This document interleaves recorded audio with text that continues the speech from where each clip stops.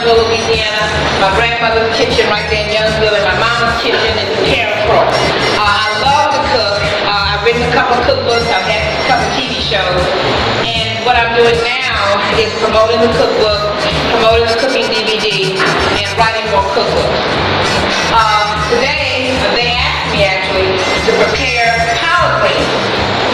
And I'm actually making these collard greens a little different than I would normally make them. And I'm going to talk to you a little bit about the recipe that I used today because I had to make them pretty fast.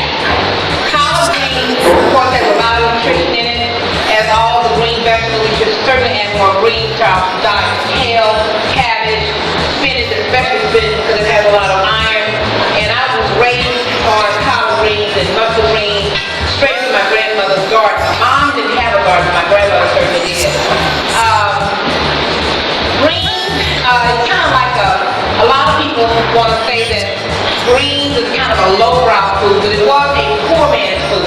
It was a slave food. It was one of those dishes that a lot of people on the plantations had to eat because they had to stretch meals and make something that was nutritional, and this was brought from their homeland. The same as okra. Okra, of course, came from Africa. And then when people ask me about the difference between Creole and Cajun, that's a big question everywhere you go. What's the difference between Creole and Cajun? Creole and Cajun really is almost the same, but you really have to embrace three cultures when you talk about the food from this area. The Native Americans that were already here, that gave us stuff like the sassafras, the ducks were here, the turtles were here, all that stuff was already here. And then the Indians were here, and they taught the Creole, the Cajuns, and the blacks how to prepare some of that meal. So what you have is a fusion of all these cultures when you talk about our food. When you talk about food that I was raised on, kush and milk. That kind of came from the Indians. When you talk about gumbo, you make a roux. The French gave us the roux. R-O-U-S. The French made roux with just about everything they cooked. The Africans, okra. A lot of their vegetables in their little gardens had a lot of vegetables. So when the slaves were making food for the big house, they would, for instance, like people ask me about the history of gumbo. And what I've read is the French ate bouillabaisse, which is like a soup. So the cooks would say, this is kind of light. Let me add a little okra to it. So what is okra? A thickener. So there are a lot of reasons okra and gumbo sort of is all in one, because the word okra means gumbo. It's a Swahili term. It's an African term. It came from Africa. So you have a lot of hands that created this cuisine that we eat today. And we here in Southwest Louisiana, we eat a little different. Like for instance, when we eat shrimp stew, that's really a darker version. When you go to New Orleans, they eat shrimp creole, which has more tomatoes to it. So I combine all of these different foods into one. Collard greens, of course, is one of those dishes. Hi there, hello. Who told you to come to my class, child? How you doing? Mr. Anderson, how are you? Good. But how you doing? Good. Hi. But anyway, the food that collard greens is something that we should be adding to our diet even more so, because today we should eat more healthy. Most of my friends today, even my brother who still lives in Youngsville, everybody's creating a garden, because a lot of the food that we eat today are what's the word I'm looking for? Somebody give me a technical word.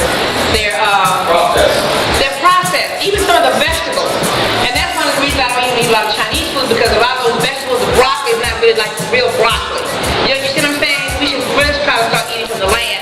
As a matter of fact, Emerald Gotti has a new book out called From Farm to Fork, because he's talking about eating more from the land and eating healthy, as we did when we were coming up.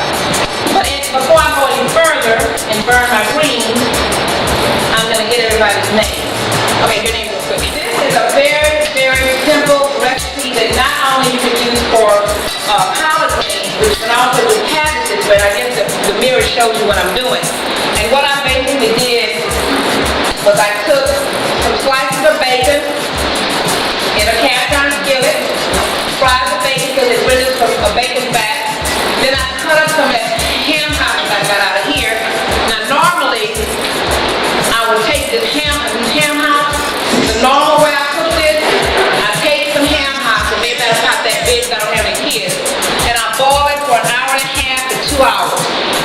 after it boils down, I add an onion and some Creole seasoning.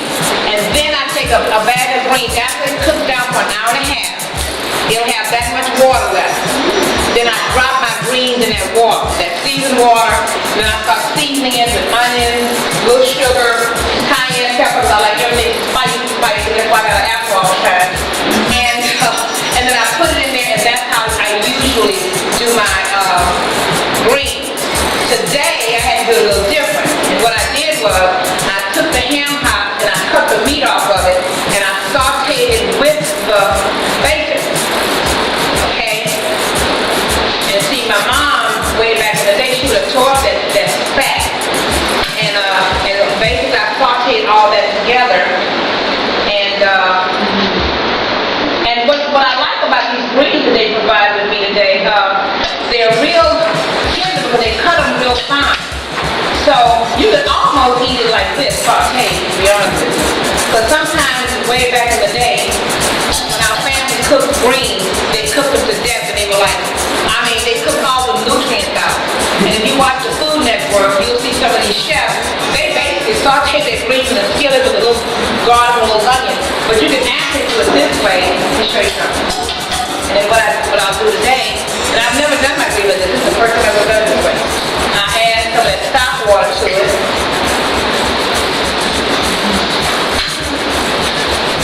Take that big piece of ham hock out of there. Instant heart attack. And I've come out with asking how long I've been cooking, and then I watched my mom cook. I watched my grandmother cook. My grandmother in Youngsville, Laura Richard, cooked totally different from Mom. Mama had a garden, and Mama cooked everything fresh. I was telling the group earlier, when we come to visit, she said, what you want? She said, chicken. So she said, go pick your chicken. We go pick the chicken, she brings it in, she throws it in hot water, and we be picking the feathers off of it. That's what we have for dinner. And then I was telling them years ago, when you eating gumbo a long time ago, and the poor man's gumbo was like dip up into his chicken feet. But Mama spared nothing. We had everything in that gumbo. Chicken feet, the whole 9 yards. And of course people are kind of squirmish about that today. But my mom would make, she had 9 kids, and she would make a poor man's gumbo, which was all chicken and sausage. That was the chicken sausage, and then she felt like she had a little couple of dollars to throw from shrimp, and that she was the chicken and sausage. And then I was also telling the group earlier, as a flight attendant, I didn't know I could cook. And my friends would call me, and I'd be making gumbo, and I'd say, what do you guys are making gumbo? And they were like, gumbo, and I go like, yeah, everybody gumbo once a week, you know. And of course in Chicago, they didn't know what I was talking about. So I became very popular with my gumbo, and I ended up calling my mom on the phone, and she would give me instructions. That was before email. On the phone, how to make the roux. She said, first you make the roux. You got to make the roux. I said, Mother, what color should the roux be? She said, it can't be black and it can't be too brown. It's got to be in between. So she said, go look at yourself in the mirror.